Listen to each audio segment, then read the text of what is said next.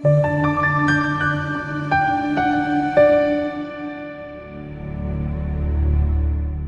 a new day, new beginnings and new dreams or new flake igama kupastor uningi inkosi ngiyamaphupho sengathi uNkulunkulu angakulonda uNkulunkulu akubusise uNkulunkulu aphinde akuvikele so ngena sigxile nje emaphusheni kana kwethu unozipho kaGadla la into ayishort amen pastor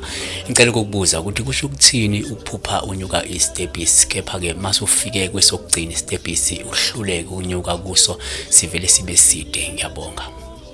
into yokuqala singayibalula ukuthi uma uphupha unyuka izitebhisi kepha bese ungasakwazi ukukhuphuka isitebhisi sokugcina njengoba sesiside lolu uphawu olusho ukuthi uzokwazi ukuba nenqubekela phambili noma uzokwazi ukusithuthukisa empilweni kepha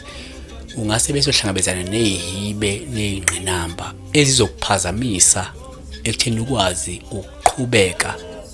naloko suke ufuna ukufeza empilweni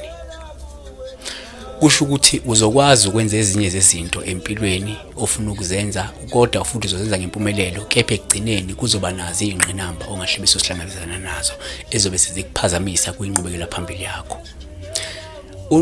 umbali wakamzizi uthi angibingelele uma uphupha inkukhu noma izinkukhu ezimhlophe zikhipha amaqanda eyodikulume ukwazi ukuyinqoba bese uthatha amaqanda ngingajabula uma ngingathola impendulo ngiyabonga uma uphupha ubona izinkukhu ezimhlophe lolu uphawu hle kakhulu ngana kwethu luvamile la ukubika isimo senhlanhla livama ukubika ukukhanyiseleka ngokukamoya kumuntu liyavama futhi ukuthi limele ukuthi kukhona okuhle okuzayo empilweni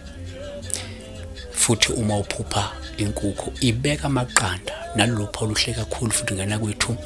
lubika futhi isimo senhlanhla komunye lisho isimo senjabulo nokuchuma komunye lingasho ukuphumelela kwemiklamo ukuphumelela kweinhlelo zakho osukunazo lingaphinde lisho ukuthi ngenze kube nempumelelo yezimali yabo kanti ke kuyenzeka kusho futhi ukuthi isimo sempilo yakho sizokuba ngcono maduzane asivale ngokuthi uma uphupha la inkukhu ikuluma isandla ngoba uthatha iqanda kepha ugcina ukwazi ukulithatha lelo qanda futhi lolu uphawu oluhle lusho inhlanhla nempumelelo ezofika nezivivinyo kuqala kusho ukuthi uzokwazi ukuthi ngokwenzayo uzophumelela noma kulezi zinto zami ukuzenza empilweni uzokwazi ukuzenza ngempumelelo kepha kunezihibe nezingqinamba nama challenges uzoqala ubhekane nawo noma kunezivivinyo ezizofika kuqala kepha egcineni uzophumelela siyabonga uNkulunkulu akanilonde uNkulunkulu akanifikele ningakhohlwa nganza kwethu ukulandela umakhosi amakhulu on Instagram ama.khulu amakhosi nibe nimfollowe nikwazi ukuthola okuningi uyahlola uhlola futhi ke ageqa magula kunamakhamba wakhiphile futhi umazibuthe waphindwa wakhipha lapha elinye ikhambi lihle kakhulu ipure charm amakhambi lawa asenza kakhulu kubantu abafuna ukugqama kubantu abafuna ukuba ukuthandeka abafuna uba nogazi abafuna ukususa amathunzi abafuna ukuthi nemali ihlale kubona bayawasenza lamakhambi ikhona inombolo yakhe egcineni niyakwazi ukuthi manifuna ukuzwa kabanzi nimthinte futhi ke uyakwazi ukwakhorya ama product lawa across the country ungale kwemaborder uyafika nakhona uyathumela la South Africa yebo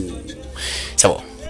umakhosi amakhulu sephinde wabuya namagezo enhlanhla ashaya emhlolweni uma ufuna ukuba nenhlanhla uthandeke uqame wedwa uphinde uhlale nemali zitholela umazibuthe ikambe lingashaya eceleni ungaphinda usitholela ipure charm yona ke yokusiza ukususa isinyama isuse isichitho isuse namathunzi bese kwenza ibe nogazi shintsha impilo yakho njengamanje ngamagezo enhlanhla shayela ke 079 267 0928 noma uthi nozazizo@rockmail.com ufake i-order lakho njengamanje umakhosi amakhulu